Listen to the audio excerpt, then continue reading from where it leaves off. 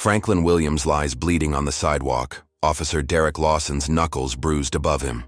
Shocked onlookers record everything with their phones as city officials rush toward the scene. Franklin's calm words cut through the chaos. "You just made the biggest mistake of your career, son." Before we dive deeper into this story, where are you watching from today?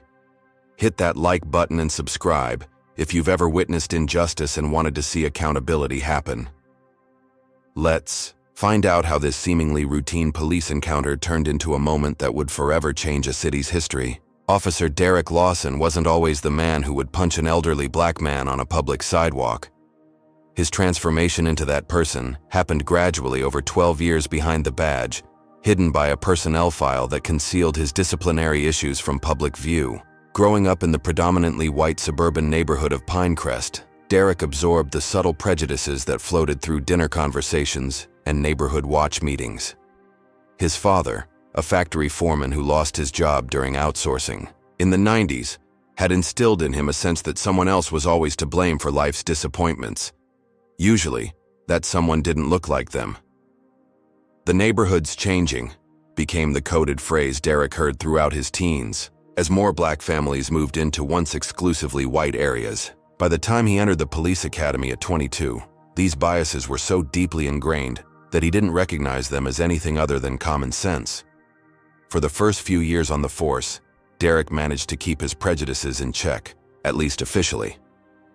His performance reviews noted his assertive approach and proactive policing, euphemisms his supervisors used while privately appreciating his high arrest numbers in minority neighborhoods. 3 excessive force complaints had been filed against him during those early years, all by black citizens, all dismissed after cursory investigations.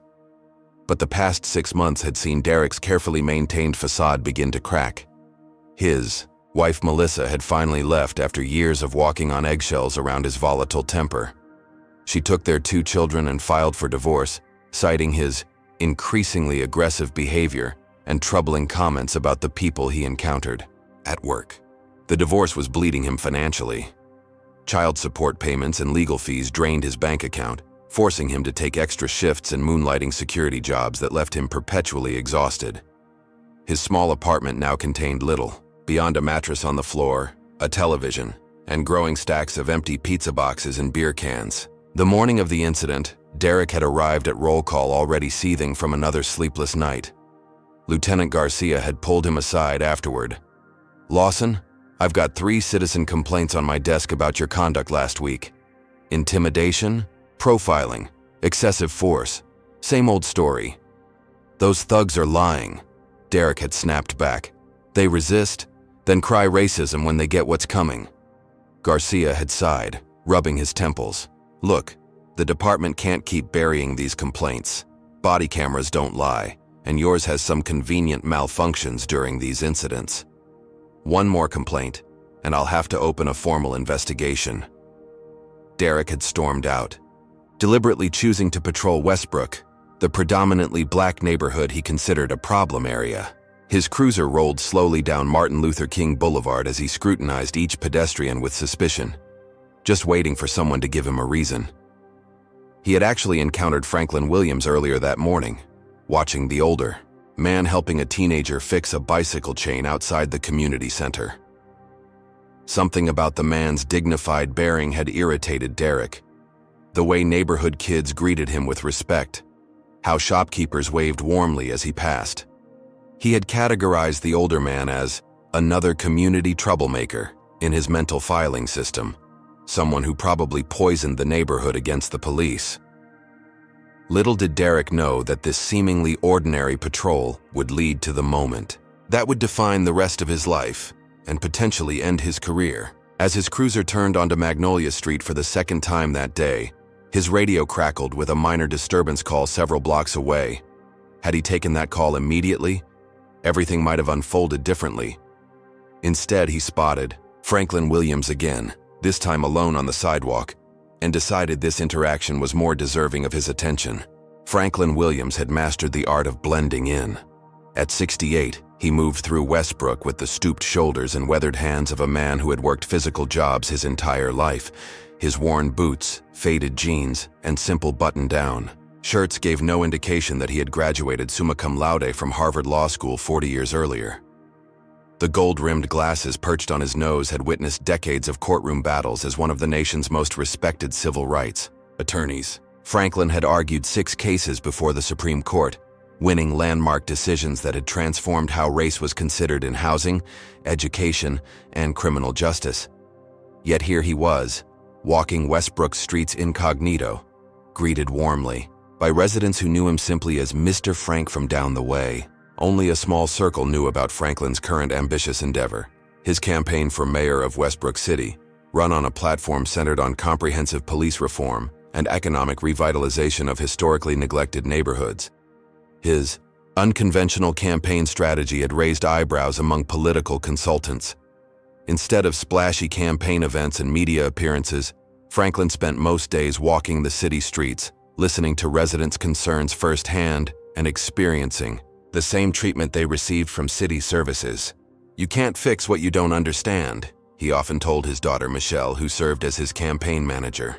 "And you can't understand from behind a desk." Michelle, a former prosecutor who had left the district attorney's office after witnessing too many cases of injustice, managed the more visible aspects of the campaign, while her father gathered the lived experiences that shaped his policy positions. Franklin's approach to politics had been forged in personal tragedy. His grandfather, Solomon Williams, had been beaten to death by police officers in 1963 after attempting to register black voters in Mississippi. The officers responsible had never faced charges. That injustice had propelled Franklin toward law, school with single-minded determination, and now, in what he called his final chapter, toward seeking executive power to reform the system from within. The morning of the incident, Franklin had risen before dawn as usual, reviewing position. Papers on body camera policies while the coffee brewed in his modest kitchen. A framed photo of his late wife Eleanor watched over him from the counter. She had encouraged his mayoral run before pancreatic cancer took her 2 years earlier. "Making moves without me, Ellie," he had murmured to the photo. "But I still feel you guiding me." After breakfast, Franklin had helped young Marcus fix his bicycle chain outside the community center, advised Mrs. Patterson about her landlord's illegal eviction threat, and stopped by Westbrook High School to mentor students in the law club he had founded. By early afternoon, he was walking back toward his campaign office when he noticed Officer Lawson's patrol car circling the neighborhood for the 3rd time that day. Franklin had already documented the officer's aggressive interactions with several young black men that morning. He had watched Lawson force a group of teenagers against a wall for a random search that seemed anything but random. Franklin had discreetly recorded the incident on his phone, adding it to the file he was building on department practices. What Franklin couldn't have known was how his next encounter with Officer Lawson would dramatically accelerate his campaign's timeline and thrust both men into the center of a national conversation about race, policing, and power. As Franklin reached the corner of Magnolia and 4th, he noticed Officer Lawson's cruiser slowing beside him, the officer's cold stare following his movements. Franklin made a split-second decision to engage rather than avoid, setting in motion events that would change everything. Officer Derek Lawson's patrol car pulled alongside Franklin Williams with deliberate slowness, tires crunching over broken glass from a bottle someone had shattered on the street corner. The mid-afternoon sun reflected harshly off the vehicle's windshield. But Franklin could still make out the officer's narrowed eyes tracking his movements. Franklin had witnessed Lawson's behavior throughout the morning, the unnecessary stops of young black men, the aggressive tone, the hand perpetually resting on his weapon. As a civil rights attorney, he had represented hundreds of victims of police misconduct over the decades. As a mayoral candidate, he had promised to reform the department. But in this moment, he was simply an elderly black man on a sidewalk being monitored by an officer with a history of aggression. Franklin raised his hand in a casual greeting and stepped toward the patrol car. "Afternoon, officer. Seems like you're keeping a close eye on our neighborhood today."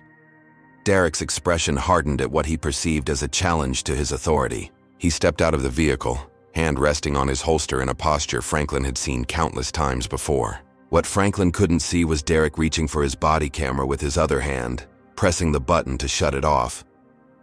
"Got somewhere to be, old man?" Derek's voice carried down the street. drawing the attention of several bystanders. Or just hanging around causing trouble? Franklin maintained his calm demeanor, decades of courtroom experience evident in his measured response. "Just walking home, officer. Is there a problem?" A small crowd began to gather at a cautious distance. Marissa Johnson, the owner of the corner bakery, stood in her doorway. Two teenage boys stopped their basketball game in a nearby driveway. Across the street, Walter Thompson, a retired postal worker, discreetly removed his phone from his pocket and began recording. "Need to see some ID," Derek demanded, stepping closer to Franklin. The practiced intimidation technique, invading personal space, was one Franklin had documented dozens of times in police misconduct cases. "May I ask why you need my identification? I'm simply walking home." Franklin's voice remained steady, though he was acutely aware of how quickly these situations could escalate. "Because I said so," Derek snarled, his face now inches from Franklin's. "You look suspicious, and I don't recognize you from around here." "I've lived in this neighborhood for 40 years, officer. I'm well known to the community." Something in Franklin's dignified response triggered Derek's mounting rage. Later, witnesses would describe seeing something snap in the officer's expression. "You people always think you know your rights," Derek hissed, loud enough for nearby witnesses to hear clearly. In the video that would later go viral, his next words were unmistakable. "Just another old N who doesn't know his place." Franklin's expression registered shock at the slur, but before he could respond, Derek's fist connected with his jaw in a violent, unprovoked assault.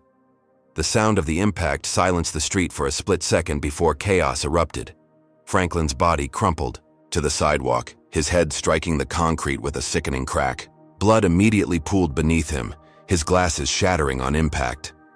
Derek stood over him, breathing heavily, fists still clenched. "Police brutality!" someone shouted from the growing crowd. "He's just an old man!" Marissa Johnson ran from her bakery, dialing 911 as she approached. "Officer down?"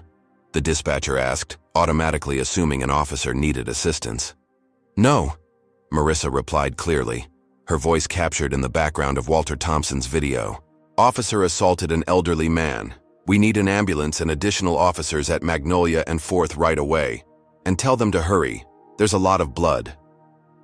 As if suddenly aware of the witnesses, Derek reached for his body camera, seemingly attempting to turn it back on while muttering about the man becoming aggressive, but it was too late. At least 7 bystanders had captured clear video of the unprovoked attack. 2 minutes later, sirens wailed in the distance as first responders approached. Franklin remained conscious but dazed, blood streaming from a gash on his head and his split lip. As paramedics rushed toward him, one froze in recognition. "Oh my God," she whispered. "That's Franklin Williams." "Who?" Derek asked, suddenly uncertain. "Franklin Williams, the civil rights attorney. He's running for mayor." The paramedic knelt beside Franklin, beginning to assess his injuries. "Sir, can you hear me? Do you know where you are?" Franklin's eyes focused slowly as he regained full consciousness. His voice was weak but crystal clear as he looked directly at Officer Lawson and said the words that would soon be replayed on news channels across the country. "You just made the biggest mistake of your career, son." Within moments, the street filled with additional officers and emergency vehicles. Police Chief Bernard Miller arrived within 10 minutes, his face ashen as he took in the scene. Deputy Mayor Carlson appeared shortly after, immediately on his phone to Mayor Thompson. Social media exploded with the videos. Justice for Franklin began trending locally, then nationally. News vans clogged the streets surrounding the hospital where Franklin was transported, and Officer Derek Lawson, suddenly realizing the magnitude of what he had done, was placed in the back of a supervisor's vehicle, his expression shifting from anger to the first stirrings of fear. "Do you believe there's ever a justification for an officer to strike an unarmed civilian? Comment number 1 if you think police should be held to higher standards than civilians, or number 2 if you think their difficult job sometimes requires physical force." Don't forget to like this video and subscribe to see similar stories about justice and accountability. What happens when a respected community leader becomes the victim of police brutality? And how will Officer Lawson face the Consequences of his actions when he discovers exactly who Franklin Williams really is. Let's continue with this explosive story. The fluorescent lights of Westbrook Memorial Hospital cast a harsh glow over Franklin Williams's face as he lay in the emergency room. The preliminary diagnosis was sobering: concussion, broken jaw, 2 cracked ribs, and a laceration requiring 15 stitches where his head had struck the concrete. Beyond the physical injuries, the attending physician noted signs of psychological trauma, perfectly understandable for a 68-year-old man who had just experienced a violent, unprovoked assault. "Mr. Williams, we'll need to keep you overnight for observation, given the severity of your concussion," Dr. Patel explained, reviewing the brain scan results with concern. "I'd recommend at least 2 days." Franklin nodded slightly, wincing at the movement. Every part of his body ached, but the physical pain paled in comparison to the emotional impact of having racial slurs hurled at him before being struck down on a public street, especially by someone sworn to protect and serve. The ER doors burst open as Michelle Williams arrived, her face a storm of emotions. At 35, she carried herself with the same dignified bearing as her father, though at this moment, dignity had been replaced by barely contained fury. "Dad!" She rushed to his bedside, carefully taking his hand while assessing his injuries. The attorney in her cataloged each bruise and cut as potential evidence, while the daughter in her fought back tears. "I'm all right, Misha," Franklin assured her, his words slightly slurred from the swelling in his jaw. "Just a little worse for wear." Michelle's attention shifted as she noticed Officer Derek Lawson being escorted to a private waiting area by his supervisor. The officer avoided eye contact, staring fixedly at the floor. "Is that him?" she demanded, her voice dropping to a dangerous whisper. Franklin squeezed her hand in warning. "Not here. Not now. We play this smart."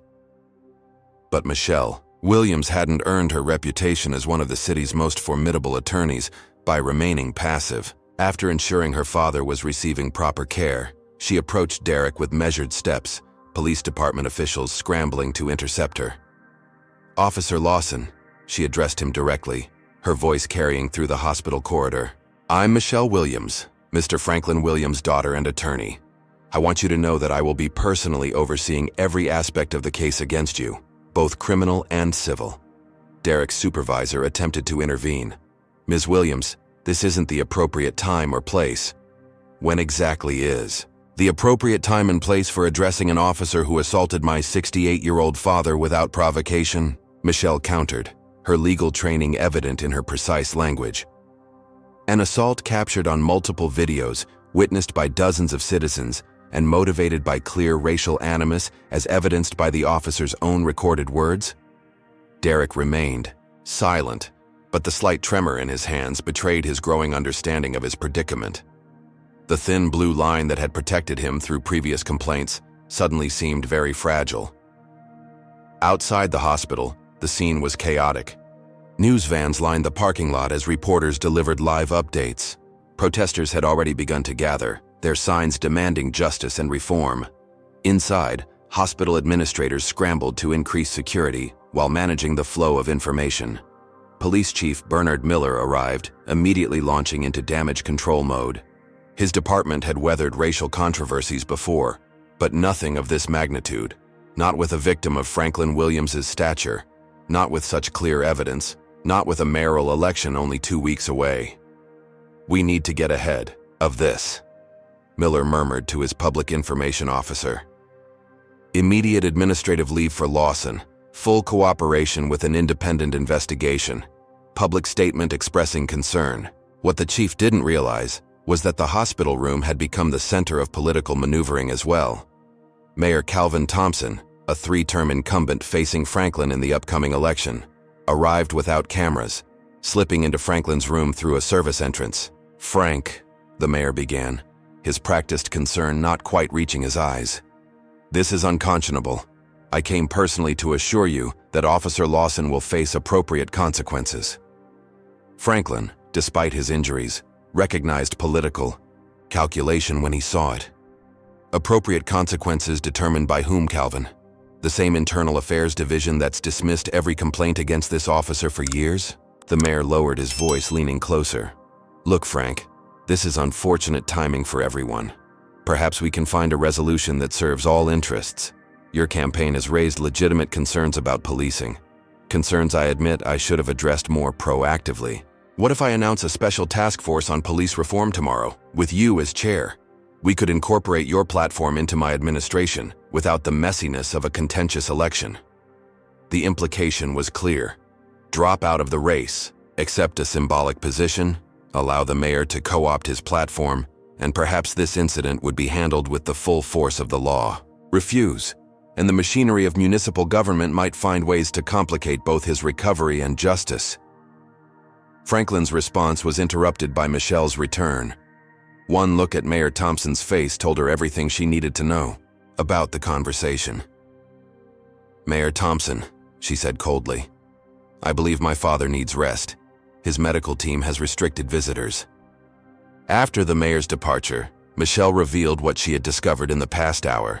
7 previous excessive force complaints against Officer Lawson, all filed by black residents, all dismissed after cursory investigations. The pattern was undeniable. We're not letting this go, Dad. Not this time, she insisted, already drafting press statements on her tablet. Franklin closed his eyes briefly, weighing decades of experience fighting systemic injustice against the physical reality of his battered body. When he opened them again, determination had replaced pain in his expression.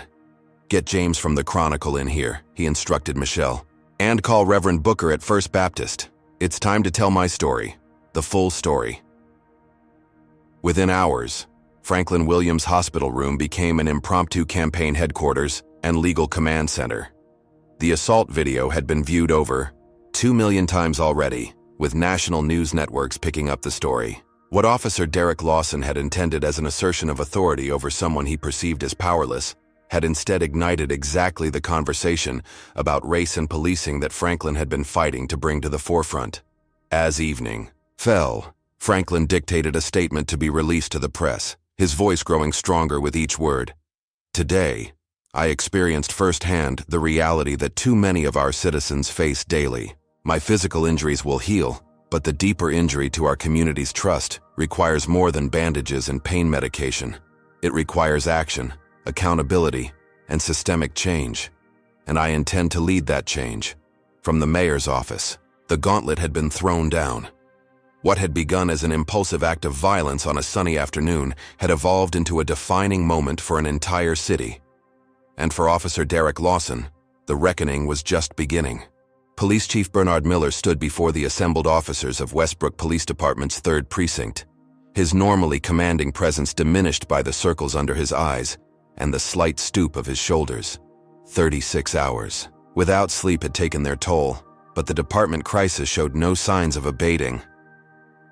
I know you've all seen the videos, he began, his voice echoing through the unusually silent briefing room. And I know many of you have already formed opinions about what happened on that sidewalk.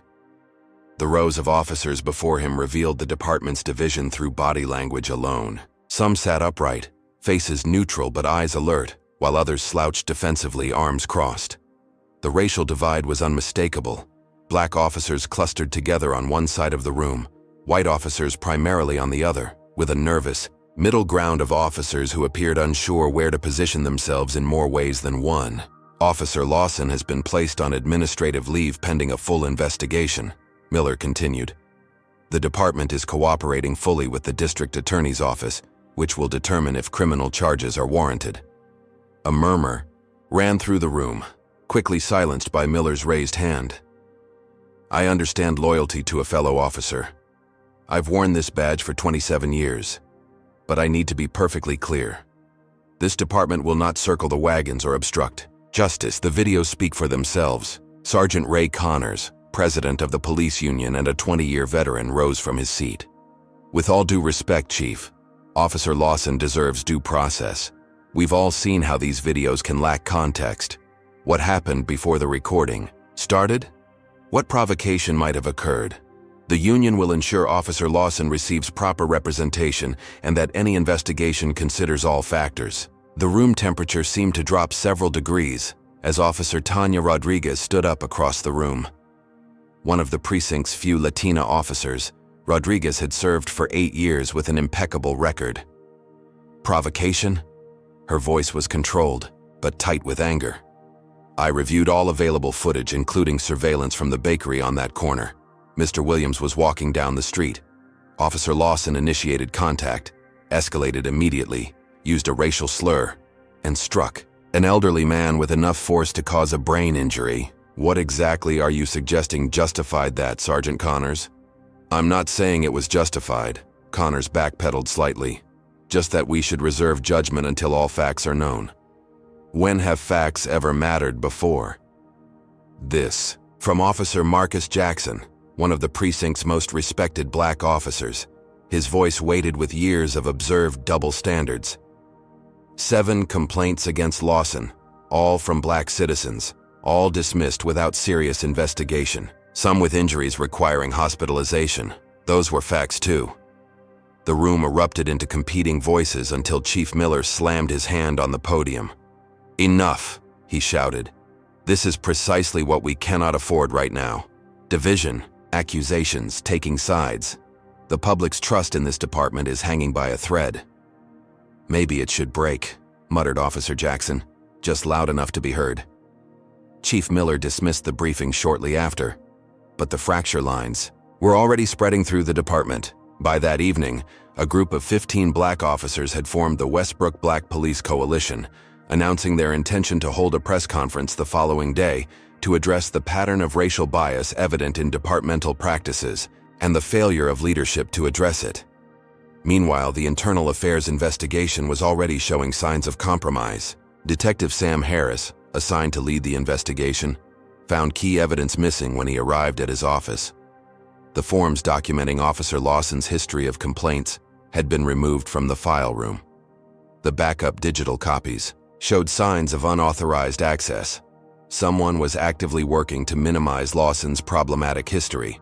Harris reported the tampering to Chief Miller, who appeared less surprised than resigned.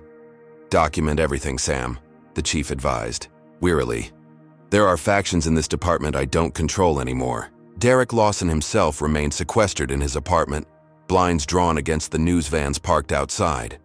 His union representative, John Markham, sat at his kitchen table reviewing strategy. The department's hanging you out to dry, Markham explained, tapping through emails on his phone. But we've got options. Your body camera was off, which is problematic, but we can argue malfunction. We emphasize your spotless official record. But the videos, Derek interrupted, pacing nervously, are unpleasant, but defensible, Markham continued smoothly. You perceived a threat from an uncooperative subject, split-second decisions, officer safety concerns, fear of concealed weapons. We have established precedents for all of these defenses. Derek stopped pacing, looking haggard in the apartment's dim light. He was just an old man asking for directions. I lost control. You know it, I know it, and everyone who watches those videos knows it. Markham's expression hardened. That kind of talk won't help your case, Derek. Stick to the script. You were doing your job in a high-crime area with a non-compliant individual. Period. Across town, Franklin Williams had been discharged from the hospital against medical advice, insisting on recovering at home rather than remaining a prisoner of public curiosity. Michelle had transformed her father's living room into a combined legal and campaign headquarters, coordinating with attorneys, community leaders, and campaign volunteers simultaneously. We've received 7 new videos from witnesses, she informed her father, who sat carefully propped up in his favorite armchair. Each one worse than the last. 3 capture the racial slur clearly, and 2 show Lawson turning off his body camera before approaching you. Franklin nodded slowly, mindful of his bandaged head. And the reaction within the department? Exactly as you predicted. They're fracturing along racial lines. The Black Officers Coalition contacted me an hour ago. They want to publicly support your campaign and provide testimony about departmental practices. Franklin considered this development thoughtfully. We need to be careful there. This can't appear as an attack on policing itself, only on its abuses. We need good officers to feel supported in standing against bad ones. The doorbell rang, and Michelle checked the security camera on her phone before admitting Reverend James Booker of First Baptist Church and Daniel Chen, editor of the Westbrook Chronicle. "Franklin," Reverend Booker embraced him gently. "The community is outraged. We've organized a prayer vigil tonight and a march tomorrow." "Keep it peaceful, James," Franklin urged. "Violence plays into their narrative." Chen was already taking notes. "Mr. Williams, your poll numbers have jumped 12 points since the incident. The mayor's office is in panic mode. What's your next move?" Before Franklin could answer, Michelle's phone rang. Her expression darkened as she listened to the caller. "That was Walter Thompson, the retired postal worker who filmed the clearest video," she reported after hanging up. "He received a death threat tonight. Anonymous caller told him to delete the video or face consequences. 3 other witnesses report similar intimidation." Franklin's jaw tightened despite the pain. "Contact the FBI. This has officially escalated to witness intimidation in a civil rights case." As night fell over Westbrook, the police department that had once functioned as a unified force had devolved into factions. Chief Miller sat alone in his office, contemplating his resignation letter while across town. Officer Tanya Rodriguez made copies of departmental records she believed might disappear before justice could be served.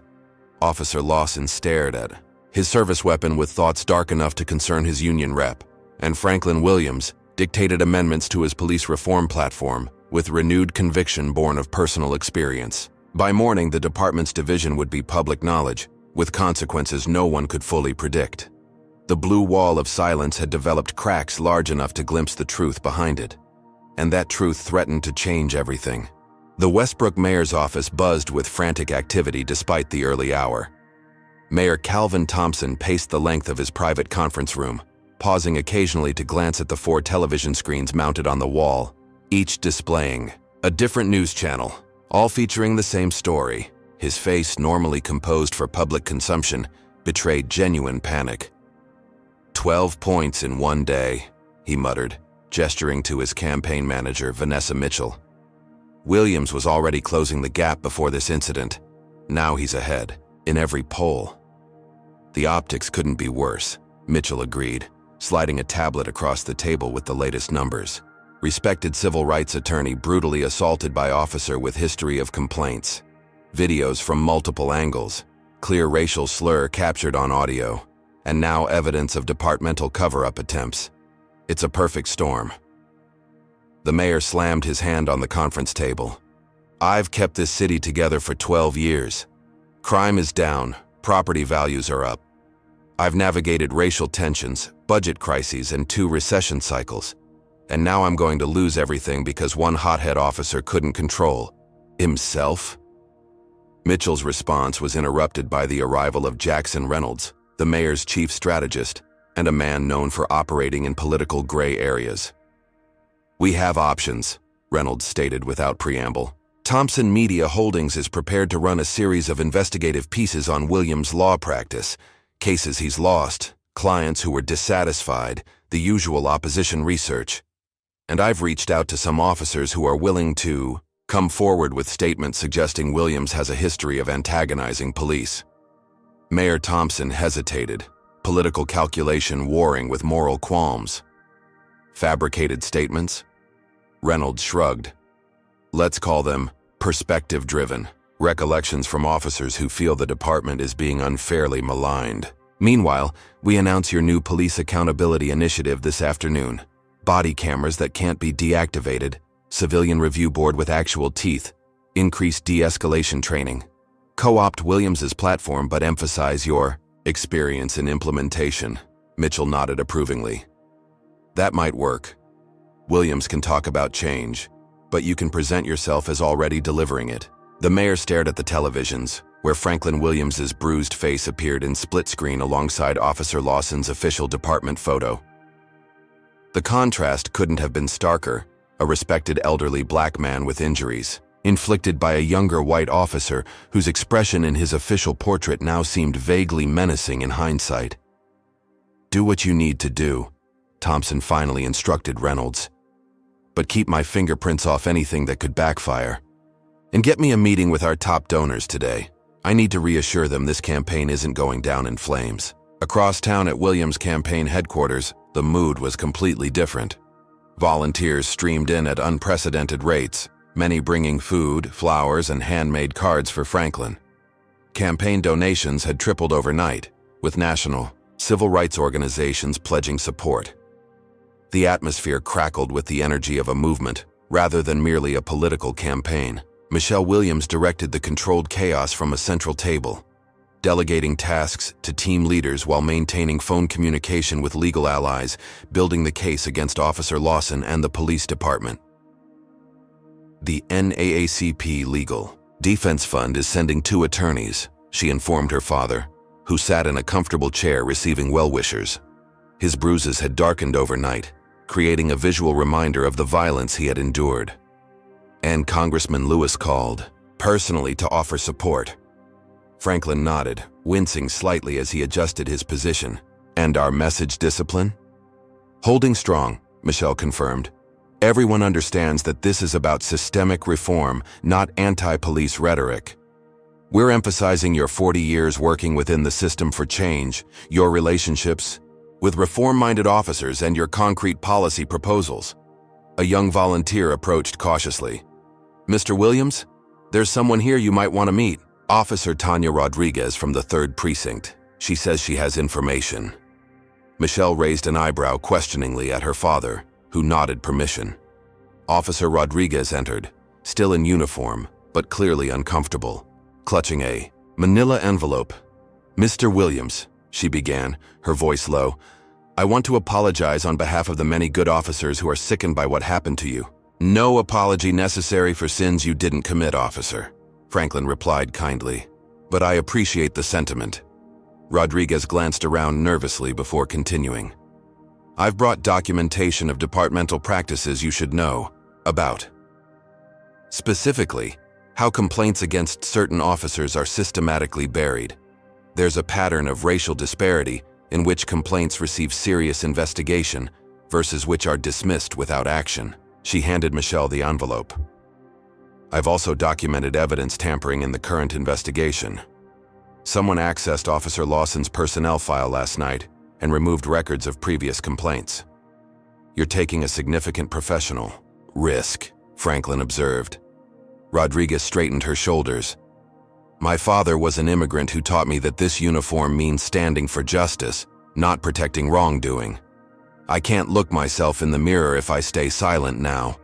As Officer Rodriguez departed with promises of further cooperation, the campaign's finance director approached with breaking news. Sir, Mayor Thompson just announced a major policy initiative on police accountability, body cameras, civilian oversight, enhanced training. It's basically your platform. Franklin chuckled despite his painful jaw. Calvin's nothing if not adaptable. He's trying to cut the legs out from under our reform message. It's too little, too late, Michelle argued.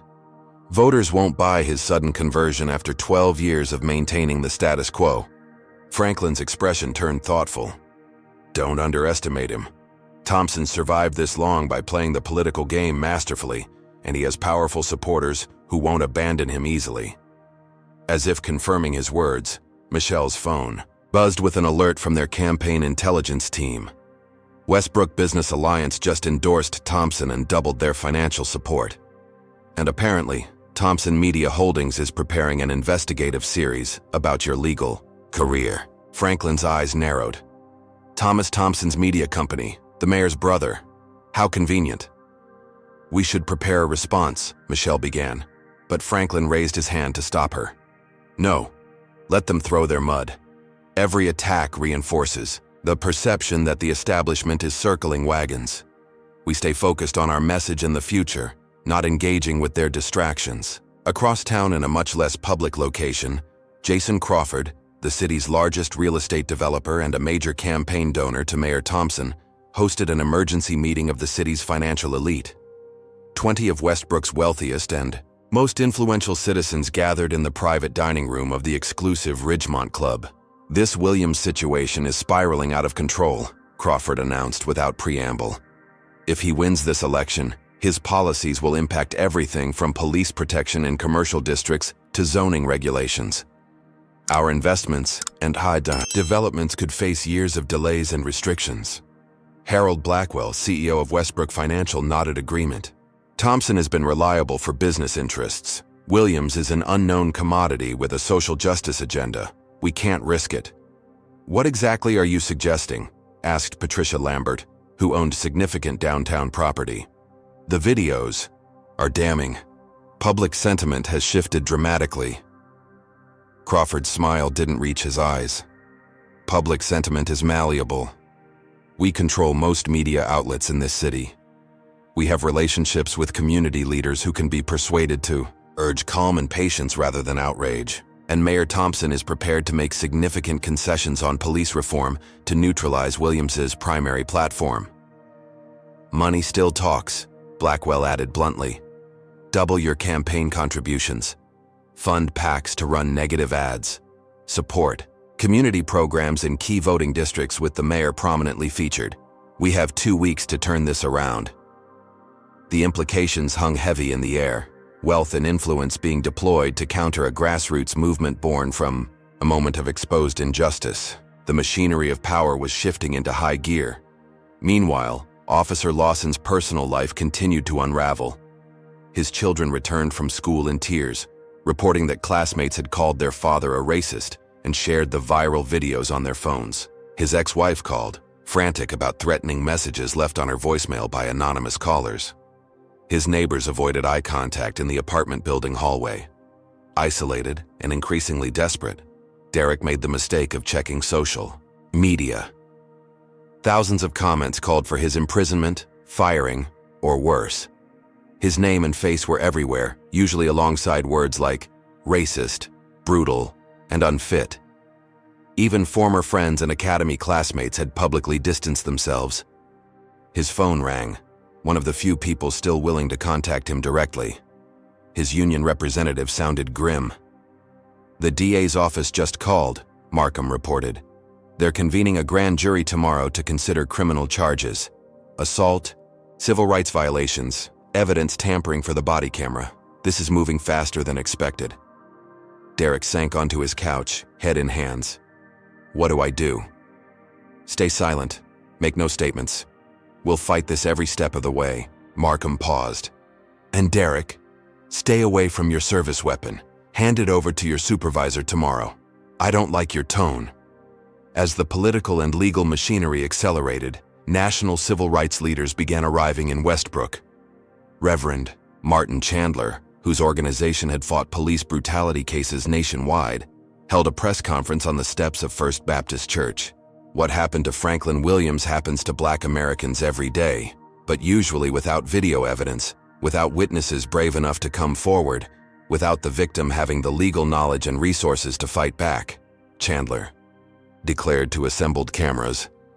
This case is important not because Franklin Williams is special, but because the injustice he experienced is so painfully common.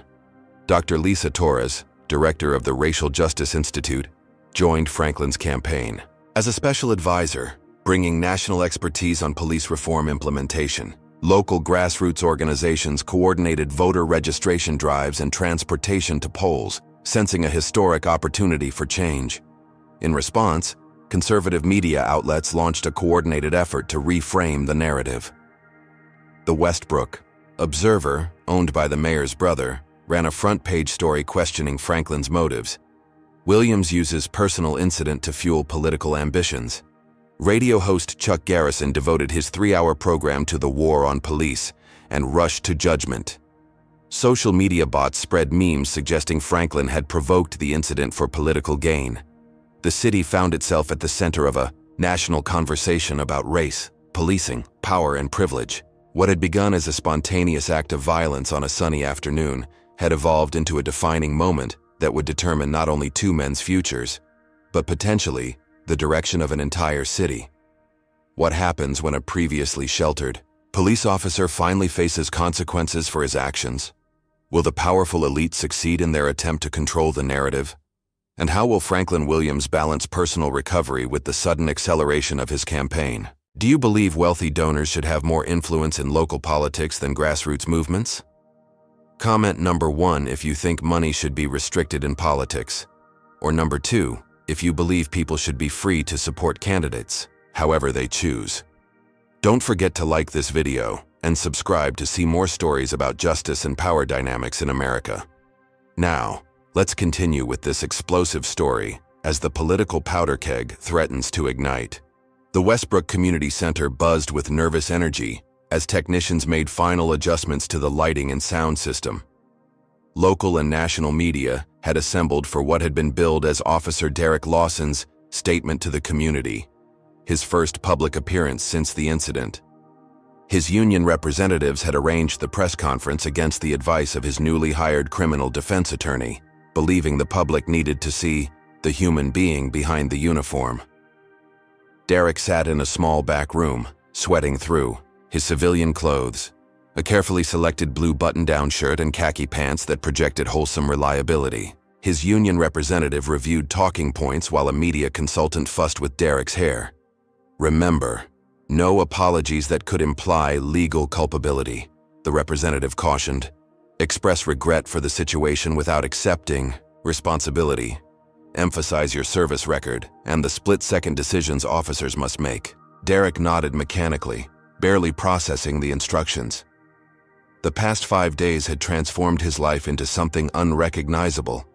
The grand jury had indicted him on charges of assault, civil rights violations, and evidence tampering. He'd been formally terminated from the police department after an expedited administrative review. His bank account was nearly empty from legal retainers, and everywhere he went, people recognized him from the videos that wouldn't stop playing on every news channel. "It's time," the media consultant announced, leading Derek toward the stage. Camera flashes erupted as Derek took his position behind the podium. He squinted under the harsh lights, suddenly aware of how exposed he was. His prepared statement lay before him, but the words seemed to swim on the page. "My name is Officer Derek Lawson," he began, his voice initially wavering before finding a mechanical rhythm. "I have served this community for 12 years, responding to thousands of calls, placing myself in danger to protect the citizens of Westbrook." As he continued through his statement, describing the incident as an unfortunate misunderstanding, and referencing the inherent dangers of policing high-crime areas, the audience's mood visibly darkened. Derek himself seemed increasingly uncomfortable with the words he was reading, his delivery growing more stilted with each sentence.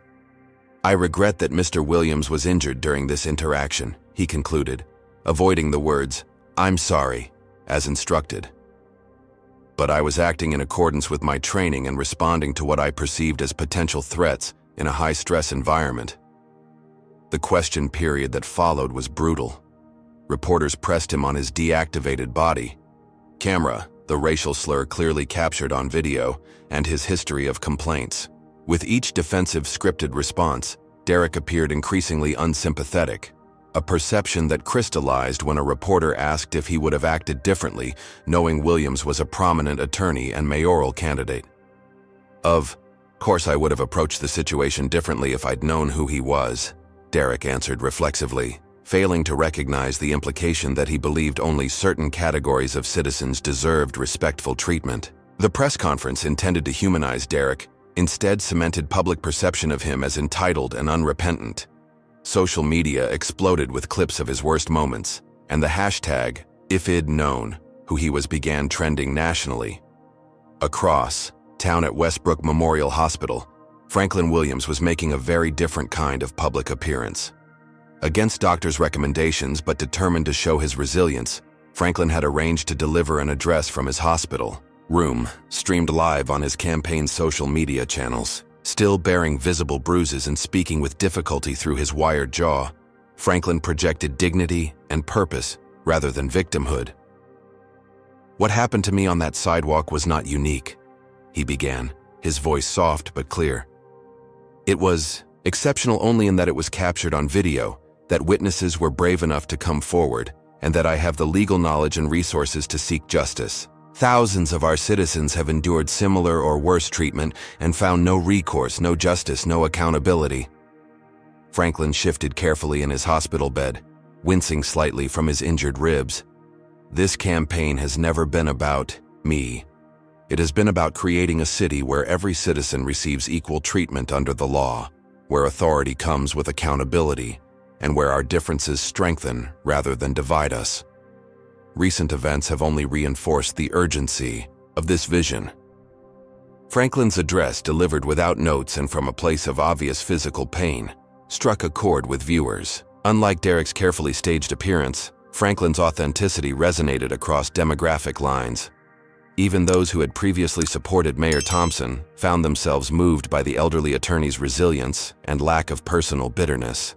The contrast between the two men's public presentations couldn't have been starker, a fact not lost on political observers. The Westbrook Chronicle's headline the following morning read, "Two Faces of a Crisis, Defensiveness versus Dignity." Social media amplified both appearances, but with dramatically different framing. Video clips of Derek's most tone-deaf moments circulated widely, often edited alongside the original assault footage. Meanwhile, Franklin's thoughtful reflections on systemic injustice and community healing were shared by celebrities, athletes, and influencers with millions of followers. The online momentum spilled into real-world action.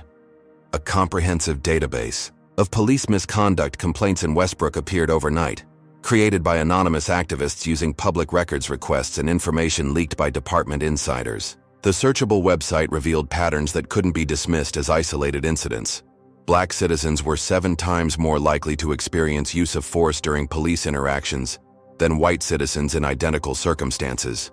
Community leaders organized structured dialogue sessions between residents and reform-minded officers, creating space for painful but necessary conversations about race, authority, and trust.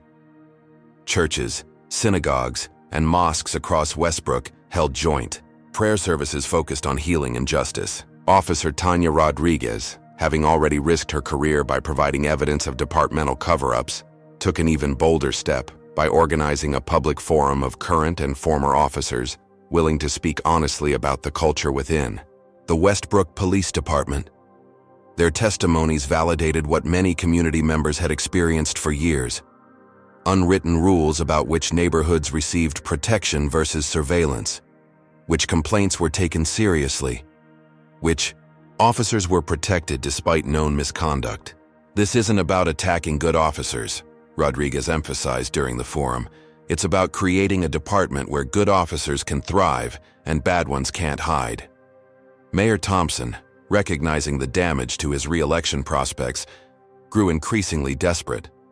During a live television interview meant to highlight his new police accountability initiatives, a hot microphone caught him during a commercial break muttering to an aide, "These people are never satisfied no matter what we give them." The racial coding in these people was unmistakable. Within hours, the clip had joined the pantheon of damaging videos associated with the unfolding crisis. The mayor's attempts to claim his words were taken out of context only highlighted his fundamental disconnection from the community's pain. As polling showed Franklin Williams's lead expanding to nearly 20 points with only 10 days until the election, Police Chief Bernard Miller made the decision that had been weighing on him since the incident. In a press conference attended by every major news outlet, Miller announced his resignation, effective immediately. "Leadership requires acknowledging failure," Miller stated, his voice thick with emotion. "Under my watch, legitimate concerns about officer conduct were minimized, evidence was mishandled, and the trust between police and community eroded to a breaking point. I cannot in good conscience continue to lead a department that requires fundamental transformation." Miller's resignation sent shockwaves through the political establishment. As the longest-serving police chief in Westbrook's history and a close ally of Mayor Thompson, his departure represented a stunning vote of no confidence in the current administration. 4 city council members who had previously supported the mayor announced they were endorsing Franklin Williams that same afternoon. The court of public opinion had rendered its verdict. Change was coming to Westbrook, one way or another. The only questions remaining were how comprehensive that change would be and who would lead it. The Westbrook County Courthouse stood as an imposing limestone monument to justice, or at least the promise of it. Built in 1923, its columns and pediments projected permanence and authority, qualities that felt suddenly tenuous as crowds gathered on its steps for the opening day of Officer Derek Lawson's criminal trial. Inside courtroom 3, Derek sat beside his defense attorney, Martin Graves, a specialist in police misconduct cases who typically represented departments rather than individual officers. The irony wasn't lost on Derek that his legal representation came from a man who usually defended the system that had now abandoned him. "Remember, jury selection is everything," Graves murmured as they waited for proceedings to begin. "We need people who respect authority, who understand the pressures of snap decisions, who can look beyond those videos to see the bigger picture." Derek nodded absently, his attention fixed on the courtroom's center aisle. Franklin Williams had just entered, moving slowly but under his own power. The visible bruises now faded to yellowish discolorations on his dark skin. Michelle Williams walked protectively beside her father, along with Assistant District Attorney James Chen, who would be prosecuting the case. Judge Maria Vasquez called the court to order, her no-nonsense reputation evident in the brisk efficiency with which she outlined the charges and procedures. Derek had opted for a bench trial rather than jury trial on his attorney's advice, a strategic decision based on concerns that public sentiment had so poisoned the jury pool that an impartial panel would be impossible to seat. The prosecution's opening statement was devastating in its precision. Chen methodically outlined the evidence: multiple videos showing the unprovoked assault, the deactivated body camera, the documented history of complaints, and the racial slur clearly captured on audio. "This case is not about a momentary lapse in judgment," Chen concluded. "It is about an officer who repeatedly demonstrated bias and excessive force, who was repeatedly shielded from consequences until the evidence became too overwhelming to ignore. It is about a system that enabled his behavior until it couldn't be hidden anymore." Graves's opening defense attempted to contextualize Derek's actions through the lens of departmental practices and the stress of policing. "My client was trained and rewarded for exactly the aggressive policing style that is now being used to vilify him," Graves argued. He was responding as he had been taught to respond, in a manner his supervisors had consistently approved. The trial's first shock came during evidence presentation, when Prosecutor Chen revealed the existence of new video evidence, security footage from a previously unidentified apartment building that captured the entire interaction from a different angle, including the moments before other recordings began. This footage demolished any possibility of claiming that Franklin had provoked the encounter. It clearly showed Derek deliberately turning off his body camera before approaching Franklin, who was simply walking down the sidewalk. The racial slur was even more distinct in this recording, as was Derek's aggressive body language from the first moment of interaction. Franklin's testimony on the second day held the courtroom in reverent silence. Speaking with the measured precision of a man who had argued before the Supreme Court, he recounted not only the details of the assault, but placed it in the context of his lifelong work for equal justice. "I have spent 40 years working within the legal system to address instances exactly like what happened to me," Franklin testified. "The difference is that most victims of such treatment don't have law degrees, don't have the resources for proper representation, and aren't running for mayor with a platform focused on accountability." When asked if he harbored anger toward Officer Lawson, Franklin paused thoughtfully before responding. "I have spent too many years witnessing the damage that unaccountable power inflicts on communities to believe this is about one officer's actions in isolation. Officer Lawson is both perpetrator and product of a system that desperately needs reform. My focus remains on changing that system, not on personal vengeance." But it was Officer Tanya Rodriguez's testimony that truly broke the blue wall of silence. Taking the stand in her full uniform despite pressure from fellow officers to call in sick, Rodriguez methodically outlined the departmental practices that had protected Derek and officers like him for years. "Complaints from certain neighborhoods were automatically treated with skepticism," she testified. "Officers knew which supervisors would help clean up problematic incidents and which ones actually investigated thoroughly. There was a clear pattern of which officers received meaningful discipline and which received symbolic reprimands, if anything." Rodriguez produced documentation showing that all 7 previous complaints against Derek had been assigned to the same internal affairs officer, a hunting buddy of Derek's supervisor. and all had been dismissed despite similar allegations and supporting evidence. During cross-examination, Graves attempted to portray Rodriguez as disgruntled and politically motivated, a characterization she calmly refuted with her spotless service record and multiple commendations. When Derek finally took the stand in his own defense on the trial's fourth day, the courtroom fell silent. Gone was the defensive script-reading officer from the press conference. In his place sat a man visibly broken by the consequences of his actions. Under Graves' careful questioning, Derek initially attempted to maintain the narrative of proper police procedure and perceived threats. But when Chen began his cross-examination, something unexpected happened. After being confronted with the multiple videos showing his unprovoked aggression, Derek suddenly departed from his prepared testimony. "I can't do this anymore," he said, his voice cracking. "I've watched those videos 100 times now, and I don't recognize the person I've become." Graves attempted to call for a recess, but Derek waved him off. "I was angry that day. Angry about my divorce, angry about money problems, angry about my supervisor's warning, and when I saw Mr. Williams walking down that street, looking so dignified, so respected by the community, something just snapped in me." The courtroom remained absolutely still as Derek continued his unscripted confession. "The truth is, I've been carrying around anger and prejudice for years. I was raised to see certain people as threats, as problems, as less deserving of respect. The department never challenged those views. If anything, it reinforced them. But that's no excuse for what I did." Derek looked directly at Franklin for the first time. "I assaulted you because you were a black man who didn't show me the deference I thought I deserved. I used a horrible word that I knew would hurt you, and I did it believing I would be protected like I'd always been protected before. There's no excuse for that. None." In that moment, something shifted in the courtroom's atmosphere. Not forgiveness exactly, but a collective recognition of a truth finally spoken aloud. Derek's breakdown on the stand transcended the specific case to expose the larger systemic failures that had enabled him. Judge Vasquez ordered a recess following Derek's testimony. The prosecution and defense teams huddled with their respective clients, both clearly rattled by the unexpected development.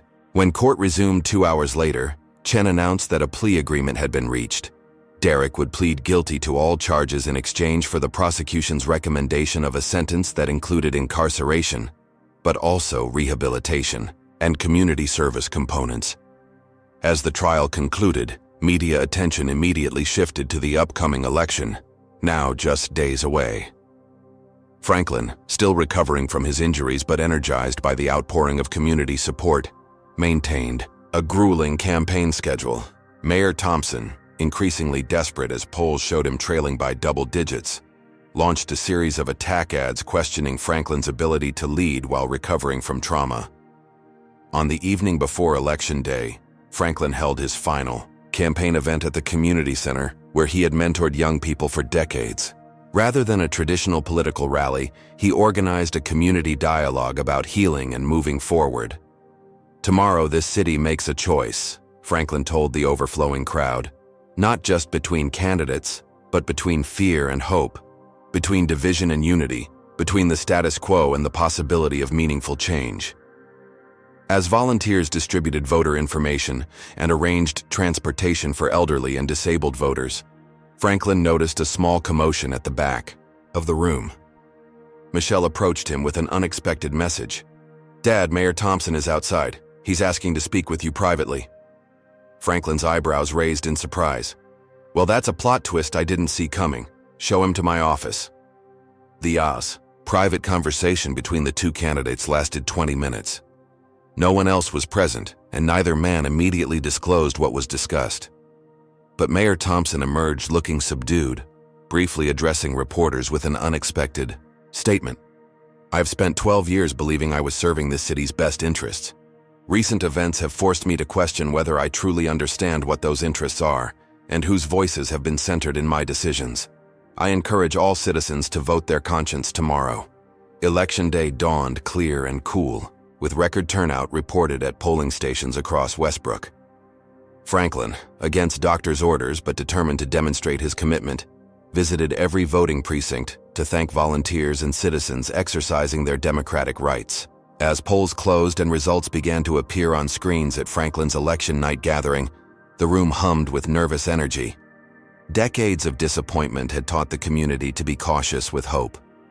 But as precinct after precinct reported numbers strongly favoring Franklin, cautious optimism grew into something more powerful.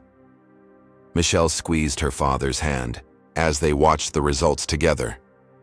"It's happening, Dad. It's really happening." Franklin nodded, his eyes fixed on the screens and the future they represented. This was never just about winning an election. It was about changing the conversation. Whatever happens tonight, we've already done that. But as the final precincts reported, it became clear that the conversation wasn't all that had changed. The numbers told a story of transformation that even Franklin had dared not fully imagine. 6 months after that fateful sidewalk encounter, Franklin Williams stood on the steps of Westbrook City Hall, the winter sun glinting off the ceremonial chain of office around his neck. Though the physical bruises had long since faded, he occasionally still experienced headaches from the concussion, a personal reminder of the journey that had brought him to this moment. "I, Franklin Isaiah Williams, do solemnly swear to faithfully execute the office of Mayor of Westbrook, and will to the best of my ability preserve, protect, and defend the rights of all citizens, so help me God." The crowd erupted in applause as Franklin completed his oath of office. His narrow victory, winning by just over 3,000 votes, reflected a city still divided but decisively choosing change over continuity. The audience before him represented that complex reality. Supporters cheering enthusiastically alongside skeptics with crossed arms and guarded expressions. Franklin's inaugural address acknowledged this division directly.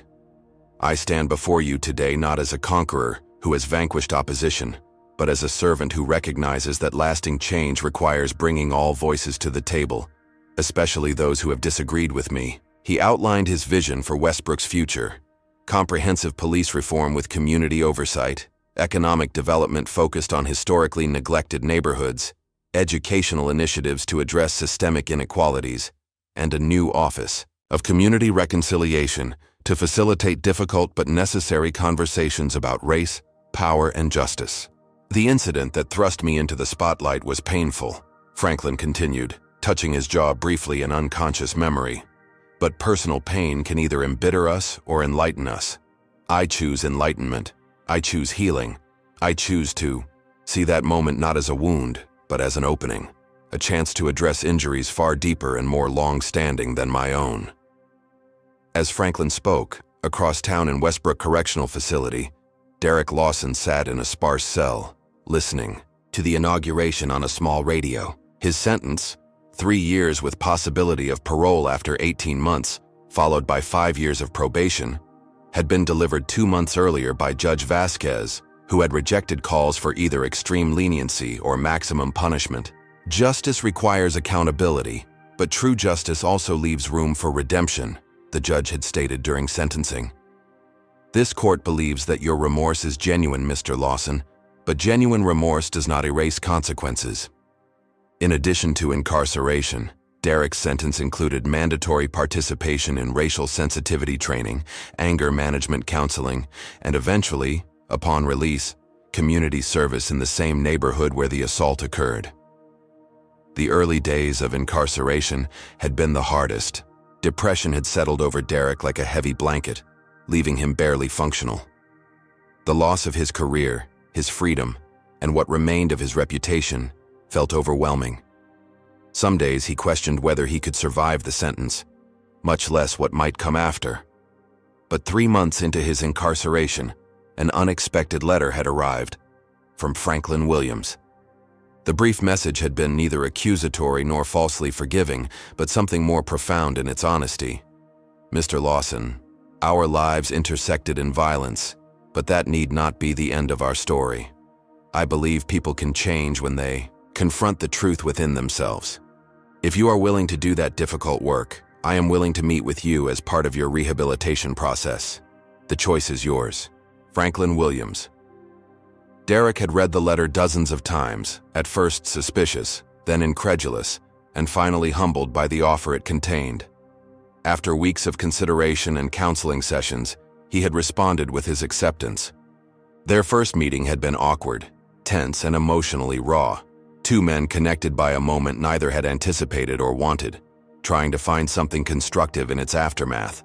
But over 3 carefully structured sessions facilitated by a restorative justice specialist, something profound had begun to emerge.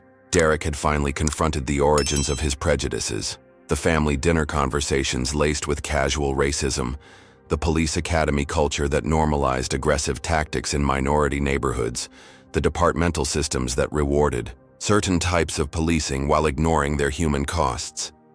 He had begun the painful process of examining how these influences had shaped his worldview and actions. Franklin, in turn, had shared his lifetime of experiences navigating racial prejudice, from childhood encounters with segregation to courtroom battles against systemic discrimination, helping Derek understand the broader context of their sidewalk confrontation.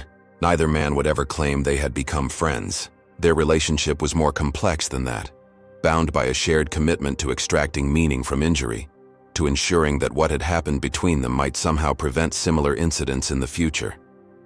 Now, listening to Franklin's inaugural address, Derek felt something he hadn't experienced in months: hope.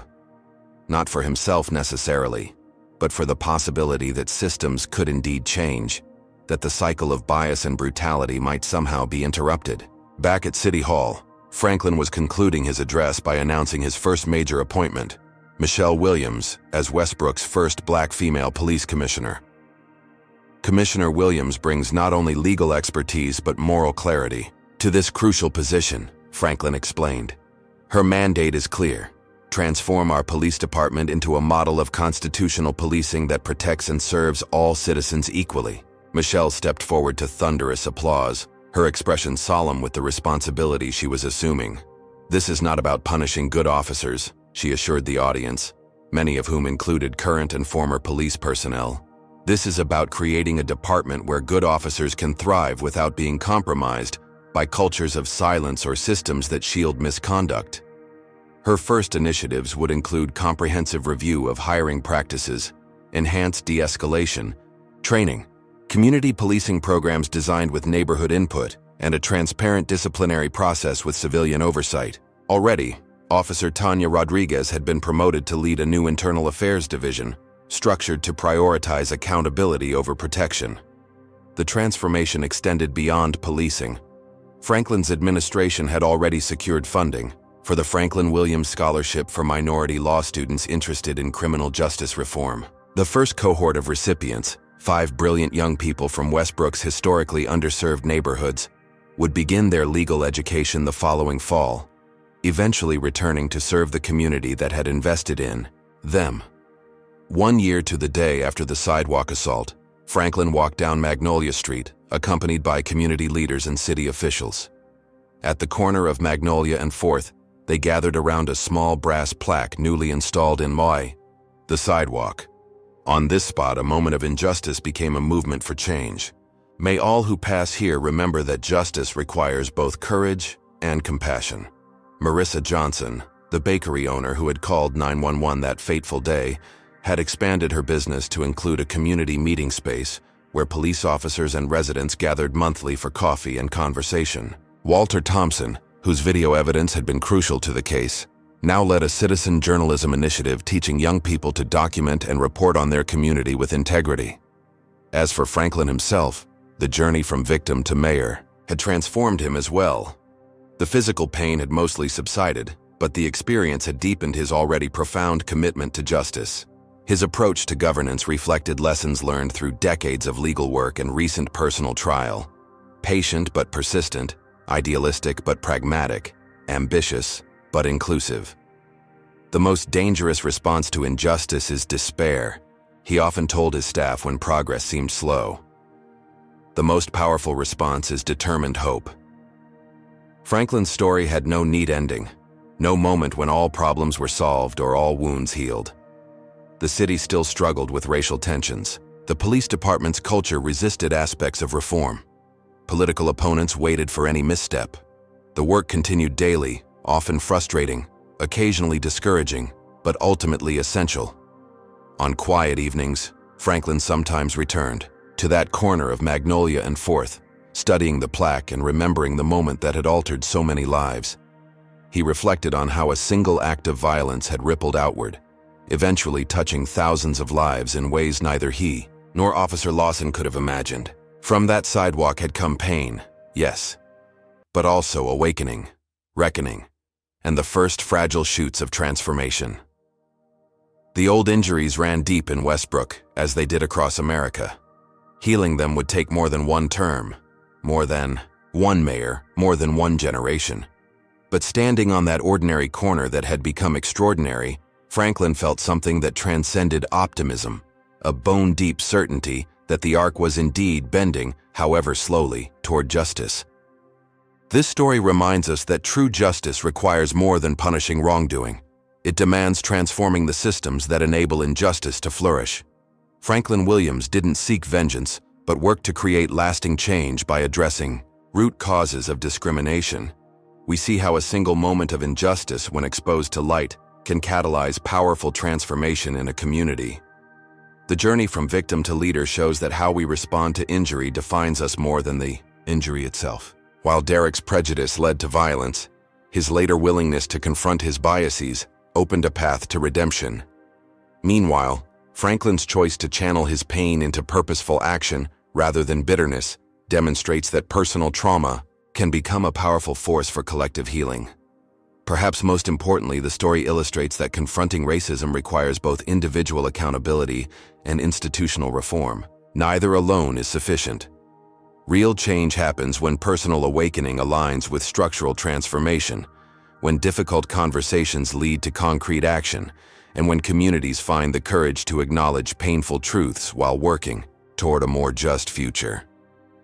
What moment in this story resonated with you most deeply? Was it Franklin's dignified response to injustice, Derek's painful reckoning with his own prejudice, or perhaps the community coming together to demand meaningful change? Comment below with your thoughts and experiences. If you found value in this exploration of racial justice and transformation, please like this video and subscribe to our channel for more stories that examine complex social issues. Share this with someone who might appreciate a thoughtful look at how communities can heal from racial trauma and move toward greater understanding. Thank you for joining us for The Badge and the Truth. May it inspire all of us to recognize our power to transform pain into purpose and to stand for justice in our own communities.